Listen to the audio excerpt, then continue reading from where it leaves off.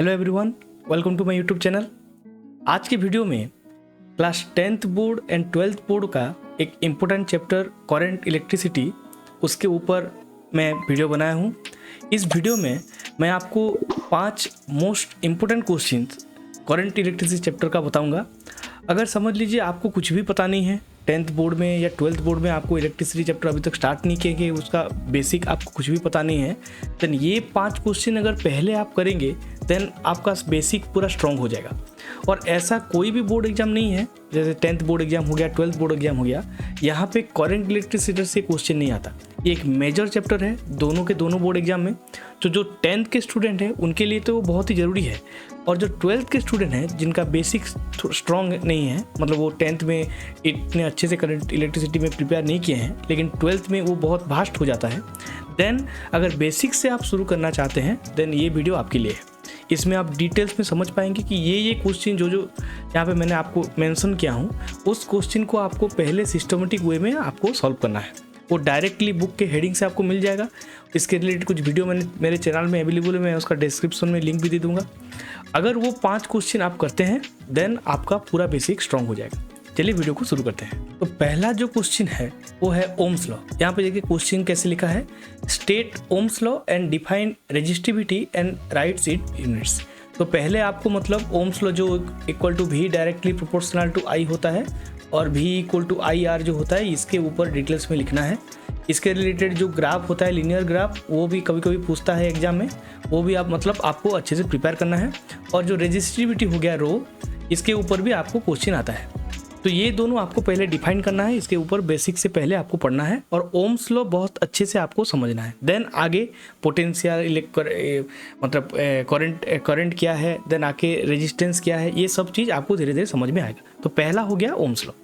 Second जो question है वो है derive the expression for the equivalent resistance of 3 register connected in series. यहाँ पे देखिए मैंने 3 रजिस्टर मेंशन किया हूँ। आप यहाँ पे कभी कभी एग्जाम में 2 रेजिस्टेंस, कभी कभी 4 रेजिस्टेंस, ये बोर्ड अपने हिसाब से मेंशन करता है। तो आपको सिंपली इसका जो फॉर्मूला है, जैसे R इक्विवेलेंट हम निकालते हैं, तो इसका सीरीज का फॉर्मूला R1 प्लस यहाँ पे समझ लीजिए R2 एंड R3, 3 रेजिस्टेंस है। ये फॉर्मूला आपको डायग्राम से निकालना है सीरीज में। अगेन आपको एक मतलब जो आगे पैरेलल कनेक्शन का एक क्वेश्चन है, आपको मेन मतलब याद रखना है कि series connection and parallel connection में डिफरेंस क्या है, क्यों सीरीज कनेक्शन प्रिफरेबल नहीं होता as compare to parallel connection. Household में क्यों हम पैरेलल कनेक्शन को यूज करते हैं, क्यों सीरीज कनेक्शन यूज नहीं करते, ये 10th क्लास का बहुत इंपॉर्टेंट क्वेश्चन है। क्वेश्चन आता है कि क्यों हम हाउस होल्ड में जो कनेक्शन देते हैं वो पैरेलल में यूज करते हैं, सीरीज में यूज नहीं करते। ऐसे रीजनिंग क्वेश्चन भी 10th बोर्ड एग्जाम के लिए इंपॉर्टेंट है।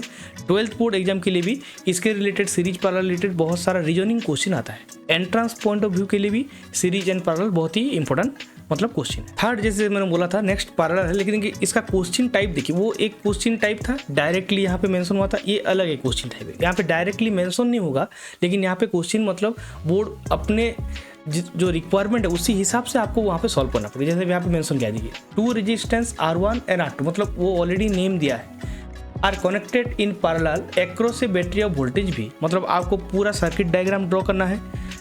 सीरीज मतलब पैरेलल में 2 रेजिस्टेंस को लगाना है एंड पोटेंशियल भी लेना है, उसका डायरेक्शन भी देना है। Then derive the expression for the total resistance, मतलब यहाँ पे पैरेलल का जो फॉर्मूला होता है 1/R equivalent equal to 1/R1 plus 1/R2 plus 1/R3। यहाँ पे तो 2 रेजिस्टेंस हो, तो थर्ड वाला नहीं आएगा, ओनली 2 रेजिस्टेंस है। तो ये जो फॉर्मूला है ये आपको मतलब यहाँ से निकालना है। लेकिन जैसे आप यहाँ पे समझ लीजिए, वहाँ पे हम नेमिंग जैसे स्मॉल R1 कैपिटल मतलब ले रहे थे, यहाँ पे कैपिटल R1 अगर बोर्ड एग्जाम में दिया है तो आपको कैपिटल R1 कैपिटल R2 ही लेना पड़ेगा। तो यहाँ पे वो एक क्वेश्चन हो गया कि आप खुद से नेमिंग कर सकते हैं, खुद से सर्किट डायग्राम ड्रॉ कर सकते हैं। और यहाँ पे लेकिन जो अगर बोर्ड ने मेंशन किया है, क्वेश्चन में मेंशन हुआ है, देन अकॉर्डिंग टू ये आपको मतलब बोर्ड एग्जाम में सॉल्व करना पड़ेगा। देन नेक्स्ट आता है जूल्स लॉ। यहाँ पे देखिए क्वेश्चन लिखा है state joules law of heating and give its mathematical expression. इसका जूल्स लॉ का जो एक्सप्रेशन है मेनली H=I²RT जो होता है, ये बहुत सारे फॉर्मूला में कन्वर्सन, इसके मल्टीपल फॉर्मूला निकलते हैं। एक फॉर्मूला ऐसा है, ये से मल्टीपल फॉर्मूला निकलते हैं। ये सारा का सारा आपको नहीं निकालना है, ओनली जो पहला वाला फॉर्मूला निकलता है वो वाला फॉर्मूला आपको निकालना है। 10th क्लास में तो बस इसका 2 ही फॉर्मूला है, एक इस टर्म में और एक पावर के टर्म में, लेकिन 12th बोर्ड में ये बहुत सारे इसमें कन्वर्ट हो जाता है। तो मल्टीपल आपको नहीं निकालना, एक निकालना है। और एक क्वेश्चन जो आता है heating effect of electric current, जो होता है हीटिंग इफेक्ट और उसका एप्लीकेशन। ये क्वेश्चन बहुत सारा 10th क्लास बोर्ड एग्जाम के लिए इंपॉर्टेंट है कि एज जो इलेक्ट्रिसिटी का प्रॉपर्टी है जो हीटिंग इफेक्ट जनरेट करता है, उसके रिलेटेड कौन कौन सा एप्लीकेशन है, उसको हम कैसे यूटिलाइज कर सकते हैं। ये सब क्वेश्चन भी मतलब कभी कभी 10th बोर्ड एग्जाम में पूछता है। और mainly numerical point of view class 12th में जूल्स लॉ के फॉर्मूला को लेके बहुत सारा मतलब MCQ क्वेश्चन आता है, उसको कन्वर्ट करके, मतलब अगर ये सिचुएशन दिया हुआ करंट, इसको हाफ कर देने से रेजिस्टेंस क्या होता है, लेंथ को बढ़ा देने से रेजिस्टेंस क्या होता है, ये सब चीज़ रिलेटेड क्वेश्चन आता है। तो जूल्स लॉ 10th में बेसिक क्वेश्चन है, नॉर्मली डायरेक्ट फॉर्मूला बेस्ड होता है या मतलब रीजनिंग बेस्ड होता है, लेकिन 12th बोर्ड एग्जाम में ये कॉन्सेप्चुअल क्वेश्चन में कन्वर्ट हो जाता है। तो इसलिए इसका जो डेरिवेशन है ये आप अच्छे से मतलब आप इसको प्रैक्टिस मतलब करके एग्जाम में आपको पढ़ना पड़ेगा। देन लास्ट जो क्वेश्चन है वो है पावर। यहाँ पे देखिए दिखा है explain the concept of electric power and derivation the relation between power voltage and resistance. तो यहाँ पे P=VI तो पहले हो गया। देन यहाँ पे जो रेजिस्टेंस के टर्म में बोला है तो इसको आपको अगेन रेजिस्टेंस में कन्वर्ट करना है। जैसे हम ओम्स लॉ से V=IR निकालते हैं, उसमें से आपको रेजिस्टेंस निकालना है एंड P= यहाँ पे उसको मतलब डालना है और इसको जो फाइनल फॉर्मूला है वो आपको निकालना है। कभी भी पावर का यूनिट जो वाट होता है इसके कन्वर्सन न्यूमेरिकल क्वेश्चन आता है, मतलब क्वेश्चन मेगावाट में दिया होगा या गीगावाट में दिया होगा, उसको आपको मतलब नॉर्मल वाट में करके सॉल्व करना पड़ता है। और एक क्वेश्चन 10th क्लास में है पावर कॉम्बिनेशन, मतलब मल्टीपल, अगर power combination multiple power circuit में दिया गया है तो नॉर्मली वो प्लस हो जाता है। ये एक पावर कॉम्बिनेशन क्वेश्चन भी मतलब 10th बोर्ड एग्जाम में है। तो आई होप इस वीडियो में मैंने बेसिक्स जो 5 क्वेश्चन है आपको अच्छे से समझा दिया है, आप कैसे अप्रोच करेंगे वो भी आपको मतलब बता दिया है।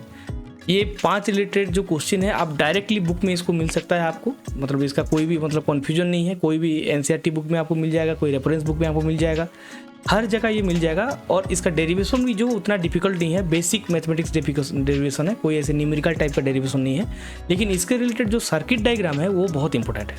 इसीलिए आप अच्छे से इसको प्रैक्टिस कीजिए। मेरे चैनल में एजुकेशन रिलेटेड बहुत सारे वीडियो हैं, अगर आप चाहें तो उसको चेकआउट कर सकते हैं। अगर मेरा कंटेंट आपको अच्छा लगता है then please do like and subscribe. And जो ज़रूरी मतलब एक रिक्वेस्ट है, अगर आप कोई स्टूडेंट को जानते हैं जिनको इस सब चीज़ की ज़रूरत है, उनको अगर प्रॉब्लम हो रहा है इस चैप्टर में पढ़ने में, देन आप प्लीज़ ये वीडियो को शेयर कर दीजिएगा। Thank you for watching everyone.